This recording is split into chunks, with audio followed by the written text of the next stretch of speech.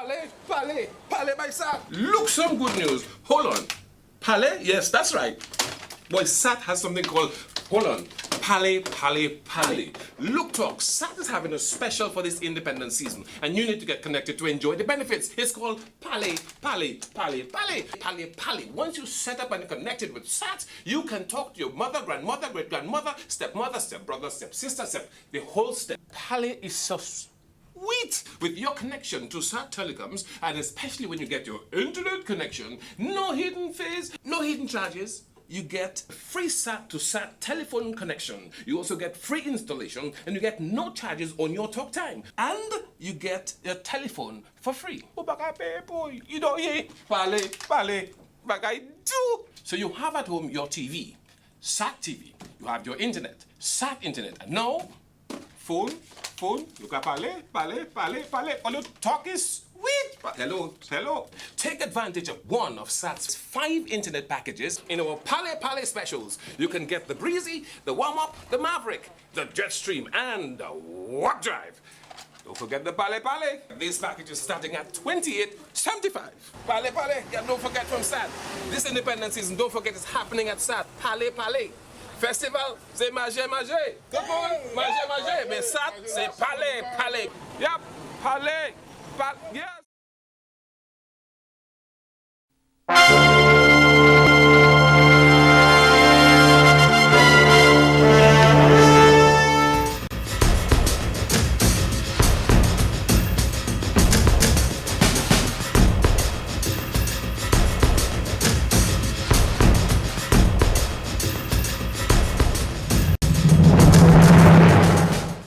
Good evening, I am Nisha Charles. And I am Desmond Joseph. And we are your presenters for today. Thank you for joining us for SAT TV News. Among the major developments, shortage in agricultural produce worries export company. Hurricane warnings issued for Cuba and Jamaica. Syrian government agrees to Eid al-Adha ceasefire. And in sports, FIFA extends provisional ban on its former presidential candidate. Details of these and other stories after the break.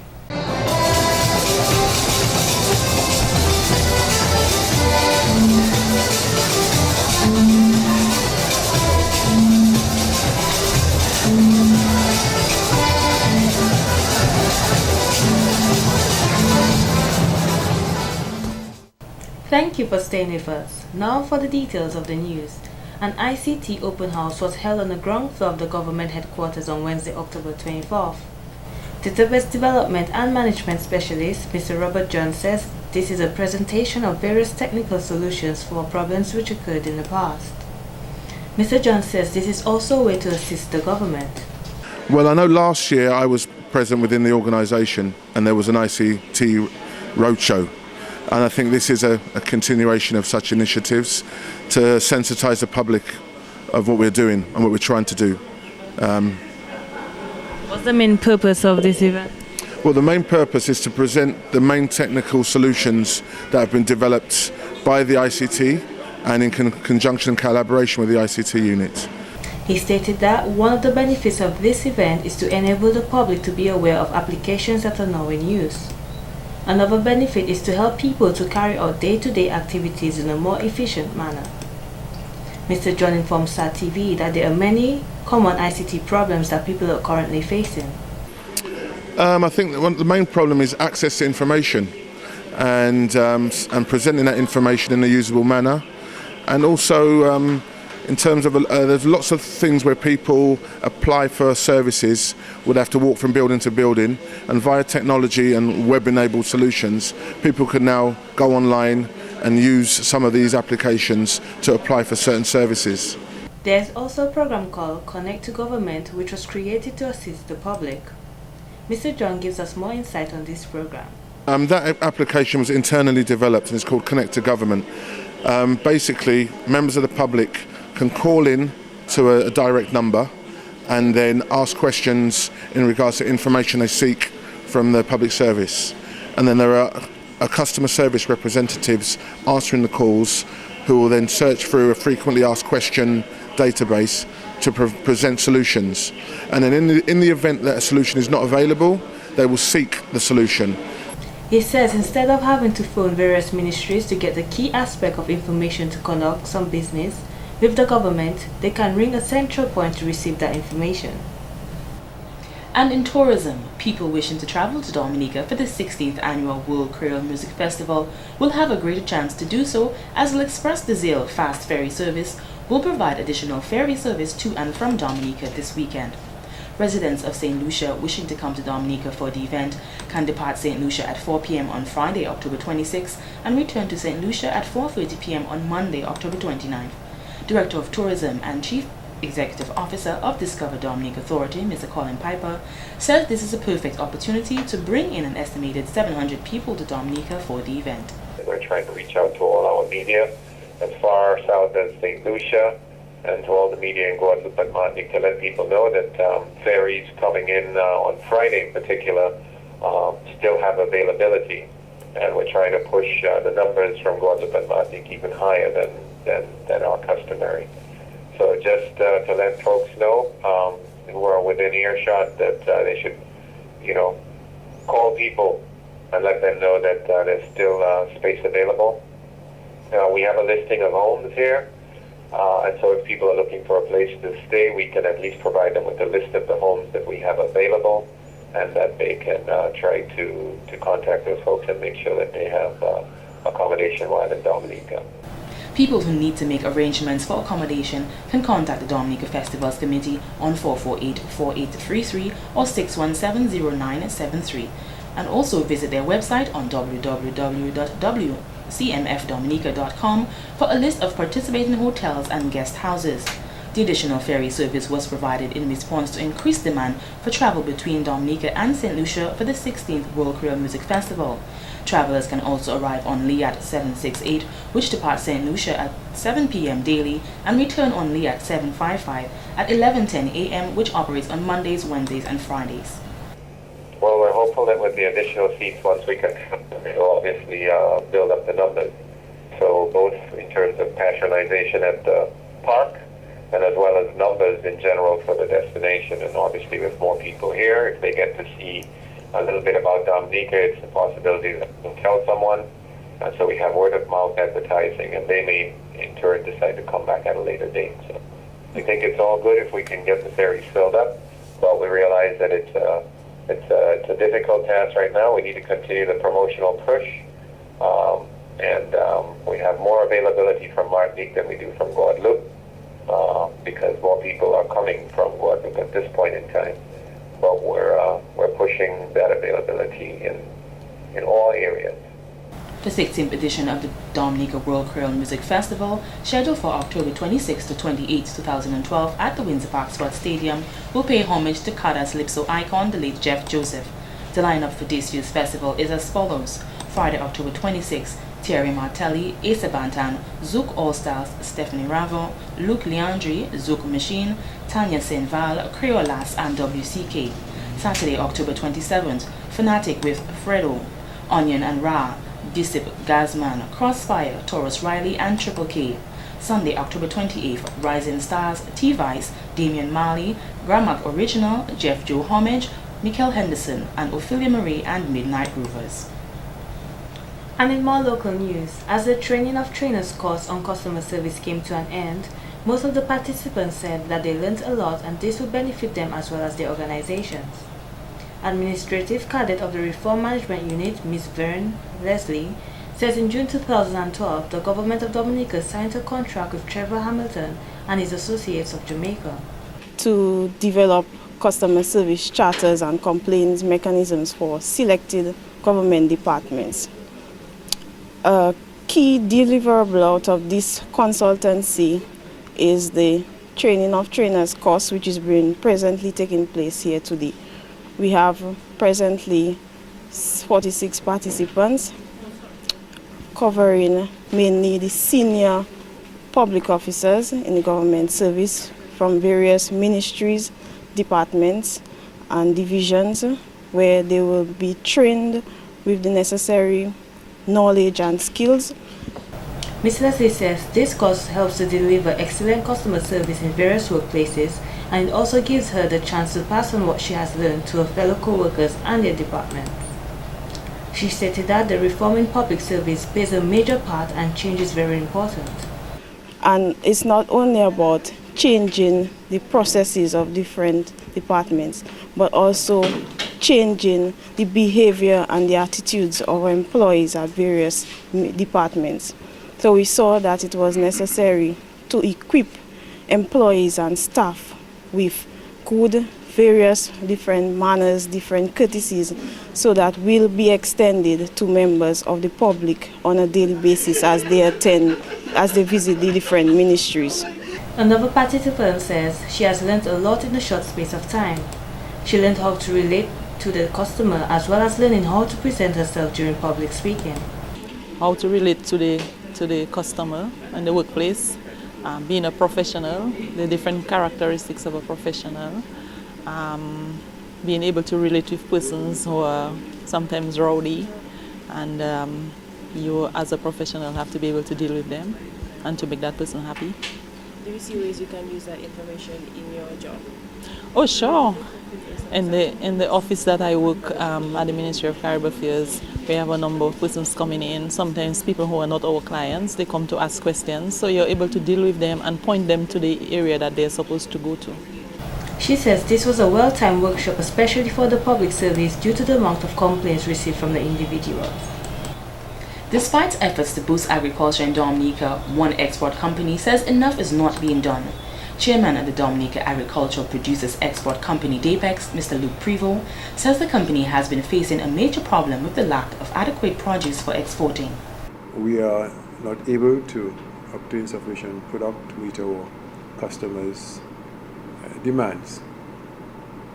We are aware that this is not just a problem for us.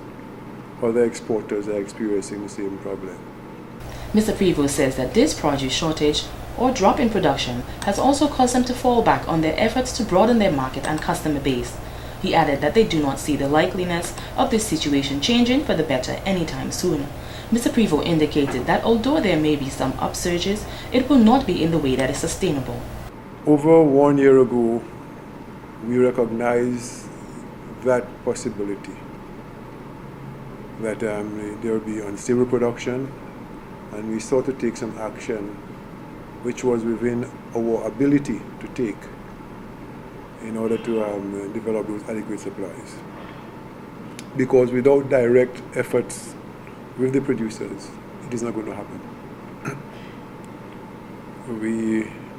We sought to have raised some financing which we would use to help us support our business and support the production base. Unfortunately, although the aid bank recognized the need for it and willingly was working with us, we could not take up the loan because of lack of our security base, which was weakened and undermined by the actions of government. Mr. Prevost pointed out that when the company was formed, it was previously known as the Dominica Banana Producers Limited, in which the government sold 3 properties to them, Fonkole, Marigot, and Portsmouth. The organization and the government had an agreement to suspend the sales agreement, where the intention was that when the facility in Fonkole was completed, they would lease it back or sell it to them.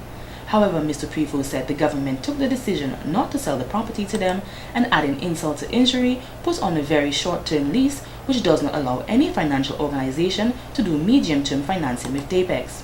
During this production shortage, the organization can in no way set up a production base which would have included contracts with farmers that resulted in a major effort on the business. Our business. Because there are some people we were selling to. We just have to stop supplying them. We don't have the volumes. We have not sold to Trinidad for a long time. We don't have the volumes. And we have pulled back our effort in terms of moving on to some of the markets in the north because we don't have the volume. Right now we are in Barbados and in St. Kitts, and we are short supplying. Mr. Prevost says what is needed to solve this problem is a continued investment into agriculture to work towards a vibrant agricultural sector. This investment will also be important so that we will be able to meet the production requirements to adequately supply the outside markets. Not a situation of, let us say, a one-time input. It has to be a steady, continuous business in the various aspects of agriculture, whether it is in the production base, whether it's in the infrastructure base, whether it is in the support base. Okay? And unless we do that, we are going to be facing the problem which now exists. And it's not a situation now of just putting in a few dollars here into the industry. It's a situation of really rebuilding that agricultural base on which you can develop contracts, on which you can have make commitments to people. The DAPEX chairman pointed out that when they would normally export every week, it is now reduced to a fortnight due to the lack of production. They normally export to Barbados and cannot make their demand, and as a result, they forced to ship fewer volumes. This is also happening in St. Kitts, and they have not shipped to Trinidad for a very long time. Mr. Prevost said in order to recommit themselves to the markets that have high demands, they would first have to ensure the production is up to standards, so they will keep supplying continuously. And in more local news, the Dominica Grammar School, one of the oldest learning institutions in Dominica, will be celebrating 120 years of existence. It is one of the most prestigious secondary institutions on the island. Principal of the school, Mrs. Alicia Jajak, says many distinguished persons in the community have gone through the school, and she's calling one of them to celebrate with the school for the anniversary. The school celebrates its birthday on January 16th to 2013. That's the official day of the school's birthday. However, this year we are going to have a week of activities. Something that will be big. Probably not as big as what happened when the 100th birthday was celebrated 20 years ago. The theme for this year is 120 years of honoring the past, celebrating the present and building the future. Promotions officer and teacher at the school, Mrs. Nali Bertrand, says they came up with many activities to raise funds for the grand celebration on January 16, 2013, including a car park, a booth at Creole in the park, and a garage sale in November. As I speak, we have a booth in Creole in the park, something very magnificent. We are exposing our culture. The students are involved, the teachers are involved. We have the Creole menu that's very delicious. We want you to go out there, buy a meal, enjoy the great taste of the grammar school, as well as our car park, where you can come in, park your vehicles for a very low price of only $5. We have 2 large parking lots. Your vehicles will be very safe because, of course, we have our security officers. For the garage sale, they are asking people to donate things that they do not use so that they can make the official celebration a great success. We want you to bring them in to Miss Arifa Francis, because we're going to have a massive garage sale. Whatever we do, we're going to do it big, and we need your participation. We need you to take part in it. So think of it as an early Christmas gift to the grammar school. Just give us all the things that you don't necessarily need so that we could make this a success. There will also be Saturday markets where there will be cake sales and fig and cod fish. They are also asking the parents to give their children 120 cents a month to go towards the grand celebration in January. On Sunday, 13th January 2013, we are having a walkathon from Canefield to Roseau, followed by a basketball game comprising of past and present students. Come on, shake a bone, come and get involved. Remember those old days when you used to run on the grammar school court and just come and have fun, reminisce. There will also be a panel discussion comprising both past and present students in January. For the first night of the World Creole Music Festival, there has been a massive reduction in the price of the tickets for Friday, October 26, 2012. The government of Dominica has decided to declare the first night of the event Dominica Night. The price has been reduced from $120 to $50. Events coordinator of the Dominica Festivals Committee, Mrs. Natalie Clark-Mead, says this is a hotspot sale to give back to the patrons of Dominica. We decided that, okay, $100 was not enough. We need to do something much more. The Prime Minister sanctioned it. So we went down to $50 for that Dominique night, which is Friday night. The sale is a flash sale. Let me say to people, this is a flash sale like you do in big supermarkets or in big places where, you want to do something exciting and special for the people that come and support you. The Prime Minister pointed out that the decision was taken in recognition of the fact that Dominicans have been supporting the festival for the past 16 years. He says they wanted there to be a greater participation of a wider section of the Dominican community and our patrons from overseas on this night, and therefore took the decision to reduce the price. The $50 special is for Friday night only, Dominica night only, and it ends on Friday at midday. Okay? So it's $50 from now until Friday midday. If you don't get your ticket by Friday midday, the price goes back to $100 at the gate. And you have to pay $100 when you come to the gate at 7 or 8:30. The events coordinator said this is not because the tickets are not selling at all. The season tickets were all sold out, and this is to get more people to come to the festival on the Friday night. Our season ticket for the $250 was a sell-out. We sold out those tickets. In fact, we had to revert to selling some of the $325s to $250 because we ordered a certain amount because, you know, we have a target to meet from last year. We wanted to beat our target from last year. We beat our target from last year and had to sell extra tickets at $250. So with that done, with the $250 special, which we did at the Dweezes, as you know, we now have a chance to get more people in the park again on the Friday night. Friday night is usually a slow night. Okay. And so we had to think of a way to create more hype, more specials, more things for people to come into the park on a Friday night for. Remember that on Friday, October 26th at midday, prices will revert to $100 at the gate, and on Saturday and Sunday it remains at $120. The 16th edition of the World Creole Music Festival, being held this weekend, will pay homage to local musical icon Jeff Joe. We now join Larry at the Isaiah Thomas Secondary School. In observing October as Anti-Bullying Month, students and teachers of the Isaiah Thomas Secondary School, ITSS, held a rally on Wednesday, October 24th. The students who marched from the school compound to the St. Joseph playing field were joined by other students from the St. Joseph Junior and Seventh-day Adventist School along the way, all in the effort to sensitize the public on why bullying should not be tolerated. Principal of ITSS, Mr. Jerome Badwell, pointed out that everyone has a right to an education. Therefore, schools should be safe places where learning can occur without unnecessary distractions. Today that schools can be intimidating places full of pressures from both the classrooms and students. It is rather unfortunate that if you are different, you are considered an outcast, to be mistreated. Schools, unfortunately, suffer from bullying, cheating, and numerous failures that must be addressed. Mr. Badwell says parents, educators, students, and the wider society all need to work together to promote a positive environment in schools to foster successful young people and ethical students. He added, "We need to send a strong warning that bullying is unacceptable and must be eradicated." At the Isaiah Thomas Secondary School, we will continue to explore strategies and solutions that will transform our school into a school of good character. And so many people are unaware of the bullying that happens around them. That just shows how bad it is. So please be mindful that it is evident in our society, it's evident at our homes, and it is evident at our schools.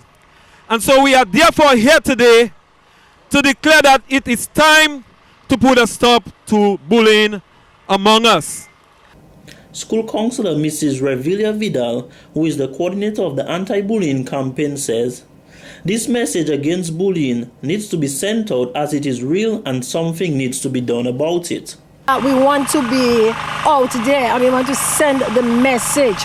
Really staying at the school can say something. We could have everything at the school. For example, last week we had a big assembly. We call it a big assembly because we invited speakers and we had the media with us. But we really wanted to leave the schoolyard and go out in the community and send out the message. Let people at home know, let people in the village know. Let everybody know that bullying is wrong and we need to do something about it. Mrs. Vidal pointed out bullying does not always start at the secondary schools, as from her experience she has counseled students who said they were bullied in primary schools. It is a hope that the message will get out to the public domain so all the culprits of bullying will refrain from this negative practice. The people out there who are involved in bullying, what we are telling you, this is wrong. This is not good. This is a bad thing. You are hurting someone. You are causing emotional pain. You are causing psychological pain. And you need to stop it. The pain may not be seen outwardly, but deep down within, somebody's hurting. So we'd like you to stop it and stop it now. Parliamentary representative of the Salisbury constituency, Honorable Hector John, added that he thinks this rally was a great idea, thinks this is a growing problem that needs to be resolved. They call it beef. You have some young men from Salisbury that can go to Wana or Mahu or St. Joseph or Dubla. And I think it all falls part under bullying. You know, that they're afraid of each other, where they should be working with each other or partnering with each other for further progress and development of Dominica, as the independence theme says.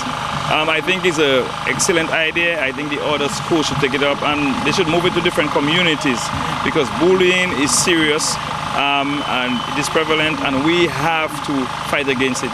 As leaders in the communities, we have to give support to any institution that is doing that, and I would like to commend the principal and staff of the Isaiah Thomas Secondary School for taking out that initiative at this time to sensitize the public, sensitize the students in particular, how they should be working with each other, be friends with each other, partner with each other for further progress and development. He said this requires a team effort to ensure students can learn in a safe environment and will not be threatened by bullying. We all have strengths and weaknesses. Look at it, who has the strength in math, who have the strength in English, and how we can help the others who are weak in this department. And we can move ahead as brothers and sisters, as members, students of a school. You know, I should be able to go to Dubla or go to Wana or go to Mau and not be afraid as a student. But that is what happened, and it is serious. And I think that initiative should be moved around the different communities, and I think, as I said earlier on, we should commend the school for taking on that initiative.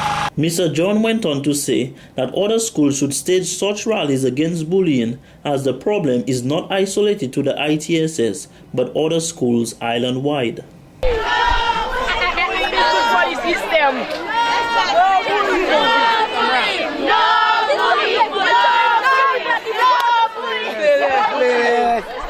I am Desmond Joseph, reporting for SAT TV News, bringing you day 3 of Crawl in the Park, where everyone seems to be enjoying themselves so far. Deslin, I must say that the third day of the 10th annual Lime Crawl in the Park, it has been a real bumper start. We saw the Pinisaban Cultural Group, and we of course have seen Alex and Bull do their thing from day to day. So it has been a great day so far, and I feel elated to be here at day 3, awaiting the impact of what is to happen here later, because I know and I expect great things on day 3. And what is the band that you're most looking forward to? Well, I'm most looking forward to Benjai today, because I'm a music fan, I love music, and I love Trini. Oh, it's great. Today's another wonderful day. We have been here from the first day from 11:30, making sure that we get our chairs, because the area where we are sitting, usually you have to make sure that you get a hold of a chair so that you can sit and have a meal. After that, you can give up the chair and go around. But it has been good. The past few days, my best days, well, I liked the night they had the Gramax and Swinging Stars, 2 of my favorites. And it has been good. What I like is how the crowd grows as the day goes by. So it begins very, very cool, and then as it goes by, you meet, people, and it has been really good. This is my first time here, and I'm enjoying the vibe. So nice, so nice. How do you find the music and the people? No, the music is kind of new to me. I live in Sweden, so we listen to a lot of reggae music and dance and stuff. Not so much calypso and soca and Dominican music, But I love the fast vibes. It's really good. Oh well, performing is what I do. As everybody knows, I'm Benno, calypsonian, Puyo artist, soca artist, calypso artist. So I just love performing. I love the Creole in the Park. I just had like one of the best days of my entire life, and it's just glorious. Today's just glorious. What do you get your passion for music and to perform? Well, you see, my father is a musician, my mother can sing, my sister can sing. I guess I can just say, well, it's in the blood, you know. It's in my bloodline, it's in my DNA. So I love performing every chance I have to get in front of a camera or to get on a stage or to go on the radio. I just embrace that and I love that. I love touching people. I love meeting fans on the road and telling me how my music has touched them and how my music makes them free up and how my music, release their stress and all of that. So, I guess really and truly, the main reason I'm doing this is for the fans. Lastly and all this, how do you feel about just performing? Because I saw the crowd was really into it. Oh yeah, well you see, that's how you know you play good. When like the pack is not very, very filled, but everybody that's there, they are dancing and they're enjoying the music. That's when you know you really play good. So big up the Cross Vibes, long live Cross Vibes, long live Creole in the Park, and long live Lime. You don't know it already. Long live Sat as well. And everything bless up. Trust me, it's a nice feeling. Nice to be in the sport. You know what I'm saying? You recently participated in the NCC Ukada Slipso competition. How do you feel about the whole? Yeah, I feel nice. I mean, like, I didn't really find favor in the eyes of the judges and sin, but the public and everybody else, give me the strength. And to me, that is more important than anything else. To me, touching the heart of somebody out there, that is important to me. How are you enjoying the music so far? This is day 3. Yeah, well, for real, these guys that were there, they are my partners and sin. Well, my co-contestant and sin. And it's nice seeing him there and doing his thing. Trust me, nice vibes. I'm having fun today. I just got here, but I'm so excited to see what's going to happen. Are you enjoying the music? Yeah, it is. I don't know exactly which band, but the beat is so consuming that it's enjoyable. How are you finding the people? Are the people friendly? Good so far. I haven't been around yet, but everybody's good so far. Good so far. It's a very nice event. It's very good. Were you there at day 1 and day 2? So far, so good. What are your main expectations? Who are you looking forward to today? Well, I'm looking forward to Dominic especially, but so far Cross Vibes is doing it right. I'm Destin Joseph reporting for SAT TV News, and please enjoy your evening. There's something that I wanna say, but words often get in the way. I just want you to know, like I love you so.